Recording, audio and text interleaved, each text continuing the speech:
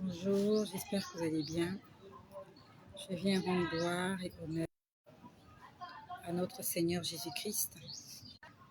Je viens rendre gloire et honneur à notre Seigneur Jésus-Christ qui prend soin de nous, qui nous enseigne, qui nous assiste, qui nous garde, qui nous protège.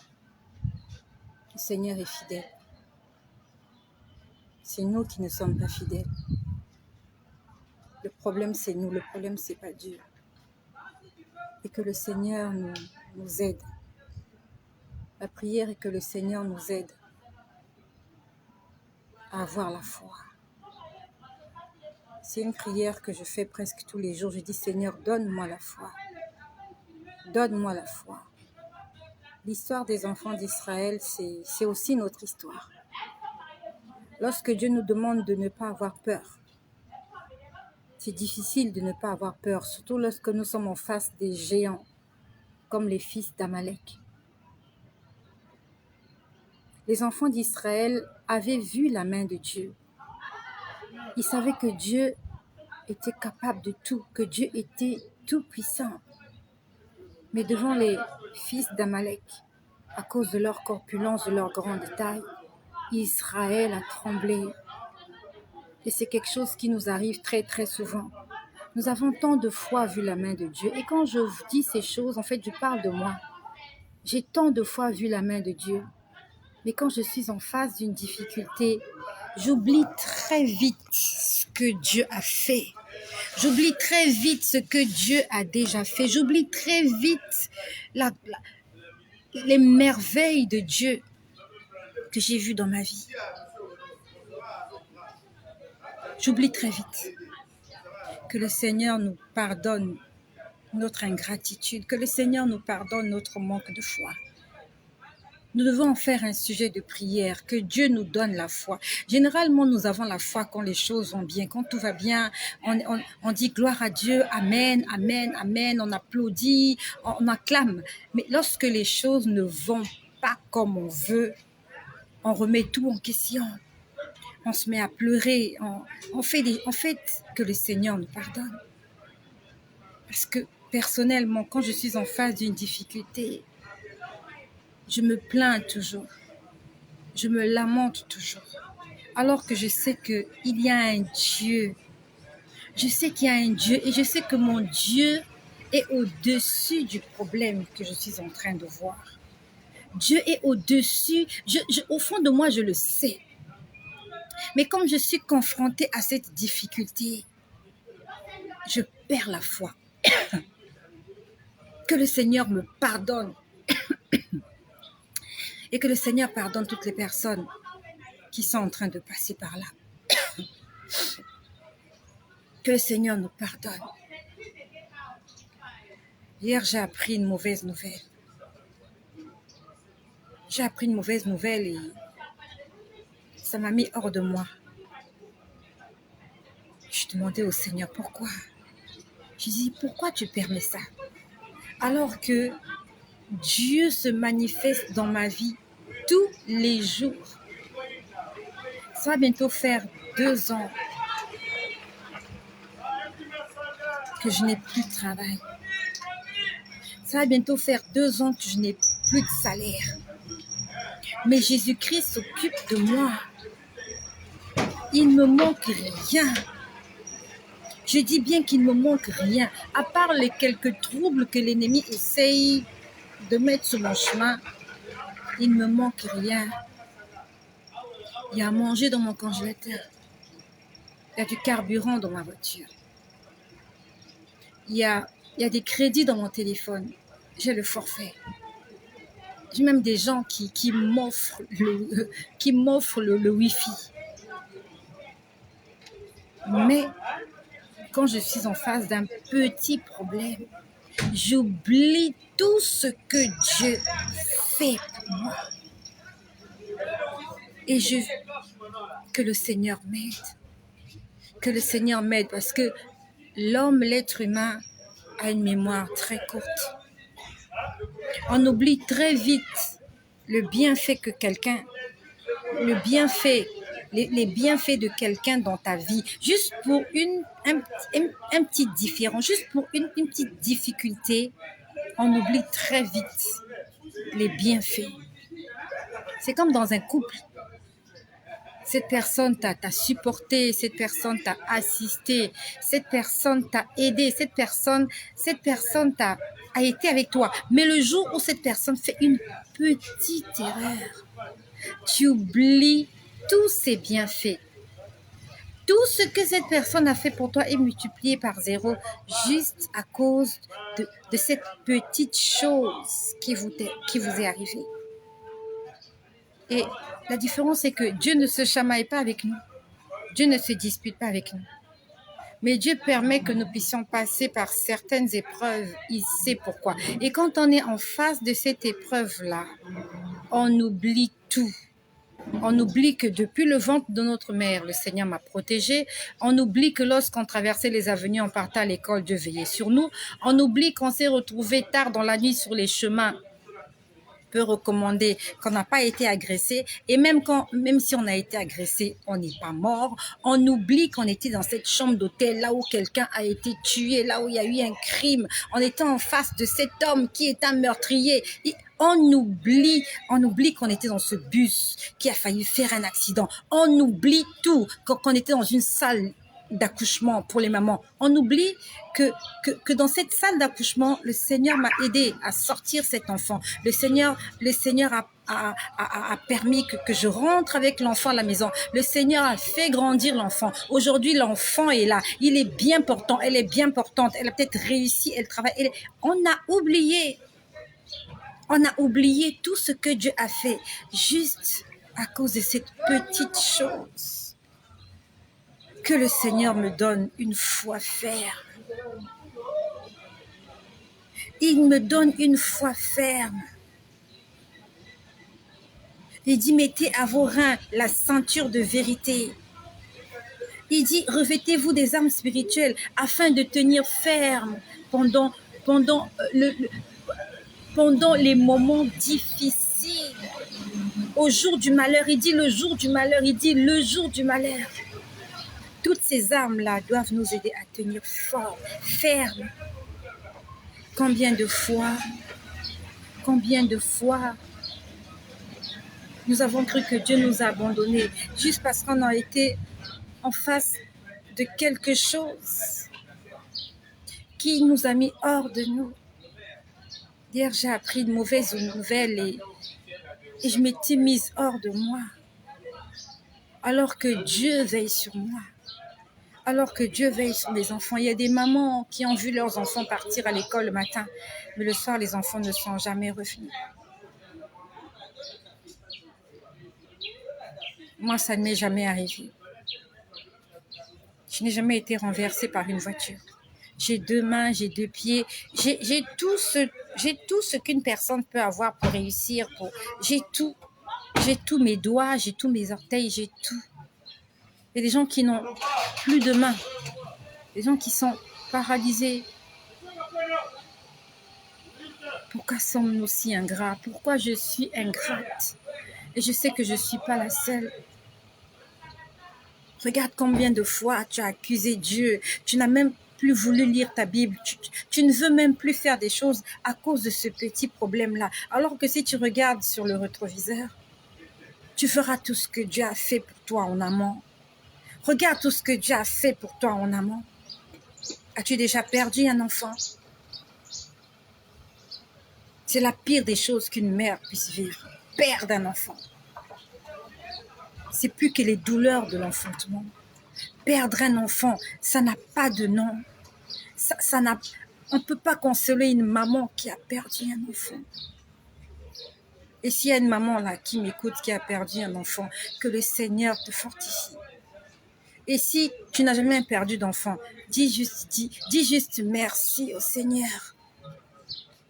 Que le Seigneur pardonne notre incrédulité. On aime souvent jeter la pierre aux enfants d'Israël. Ils ont vu des choses. Comment ont-ils douté? Nous sommes exactement comme Israël. Il n'y a aucune différence entre le peuple que Moïse a dirigé et nous. Il n'y a aucune différence. Ce qui est sûr, c'est que si tu avais vécu au temps de Moïse, tu allais murmurer, tu allais pécher. C'est sûr, tu allais pécher. Je suis sûre, je suis sûre que si toi et moi, on avait vécu au temps de Moïse, on était sortis d'Égypte, on allait mourir dans le désert. Tous ceux qui avaient péché contre Dieu ne sont pas entrés à Canaan. Et c'est sûr que moi, Estelle, si j'étais là, j'allais mourir dans le désert. J'allais murmurer. J'allais murmurer. Si ils ont fait ça, moi aussi j'allais faire. Parce qu'aujourd'hui, nous sommes dans le temps de la grâce. Et nous n'arrivons même pas à évaluer cette grâce-là. À combien plus forte raison, ceux qui étaient au temps de la loi, là où c'était œil pour œil, dent pour dent. La façon dont Dieu se manifestait là, je ne sais pas s'il y a encore des gens qui voient ça. Dieu ouvrir la mer. En dehors du fait qu'il avait ouvert la mer avec Moïse et les enfants d'Israël, je n'ai plus jamais entendu quelque part que Dieu a ouvert la mer. Peut-être que ça s'est passé quelque part dans un coin du monde et qu'on n'est pas au courant. Les 10 plaies d'Égypte, là, je n'ai jamais entendu qu'il y a encore un pays qui a été frappé des 10 plaies d'Égypte. Ce qui s'est passé avec Israël et l'Égypte, je ne sais pas s'il y a 2 histoires comme ça sur cette terre. Mais ces gens-là, quand même, ils ont continué à murmurer, ils ont continué à murmurer, ils ont continué à insulter Dieu, ils ont continué à désobéir. Si toi et moi, on était nés, même au temps de Jésus, on n'aurait pas cru en Jésus. On allait être les premiers à aller se moquer de Jésus à la croix. Remercions Dieu parce que nous sommes nés au bon moment. Nous sommes nés exact, nous sommes nés au bon moment. Et je dis merci au Seigneur parce que je suis née au bon moment à la fin. Si j'étais née avant là, au temps de Sodome et Gomorrhe, j'allais être brûlée dans la ville de Sodome et Gomorrhe. J'allais être brûlée. Rendons grâce au Seigneur. Hier soir, on priait avec les enfants. Vraiment, hier, j'étais pas bien. J'étais déçue de quelque chose qui est en train de prendre du temps. Et le soir, on était en train de prier avec les enfants. Et je viens t'exhorter à prendre du moment dans la prière avec les enfants. Si tu as des enfants, organise une rencontre tous les soirs. De la même façon que vous prenez votre repas ensemble, passez aussi des moments ensemble dans la prière. On était en train de prier avec les enfants. En fait, je ne sais pas trop, c'était vraiment au début. C'était le premier sujet de prière. Je ne me rappelle plus de ce sujet de prière-là.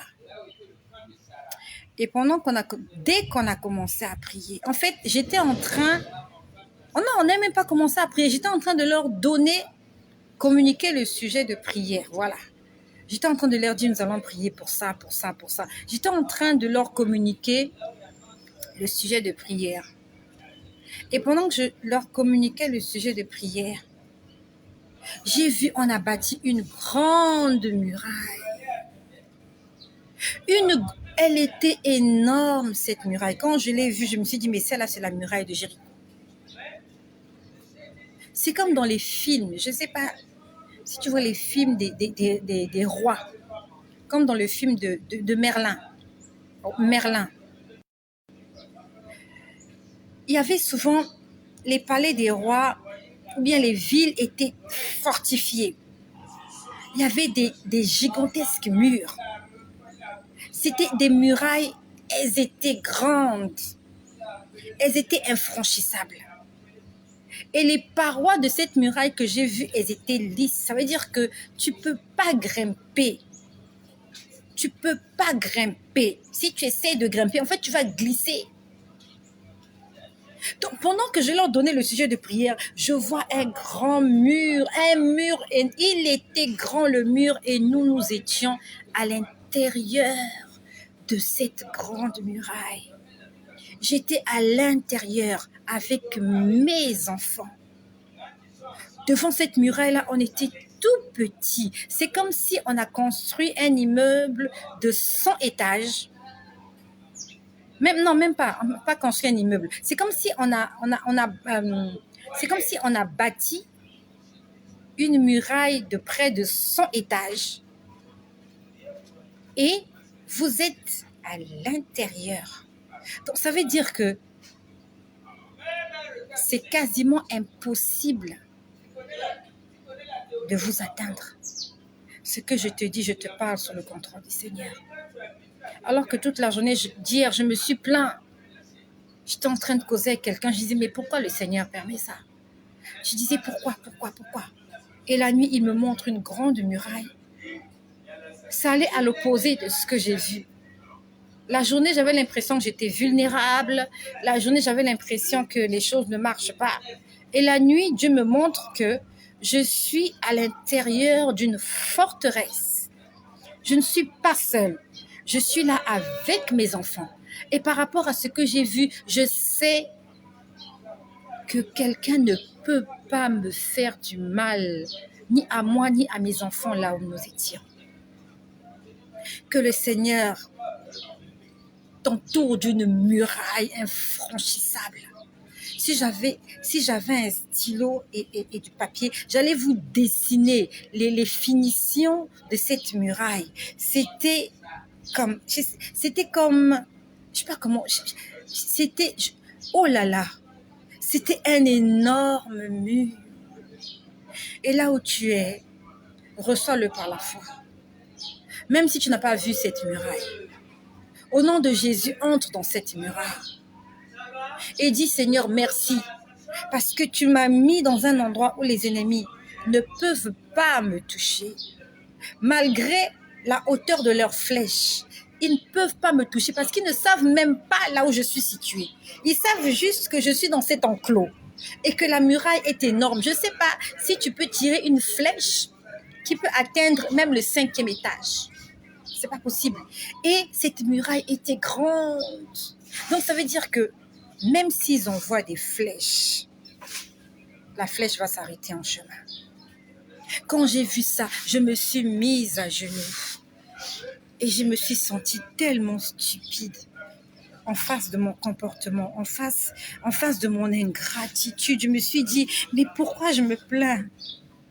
Je me suis dit, pourquoi je me plains? Je dis, Seigneur, tu m'as mis dans cette muraille alors que tous les jours, je murmure, je me plains, je me plains et encore et encore. Et toi, Dieu, dans ta bonté, dans ta miséricorde, tu continues à me garder dans cette muraille. J'ai dit, Seigneur, qu'est-ce que tu es bon. J'ai dit, Seigneur, tu es trop bon.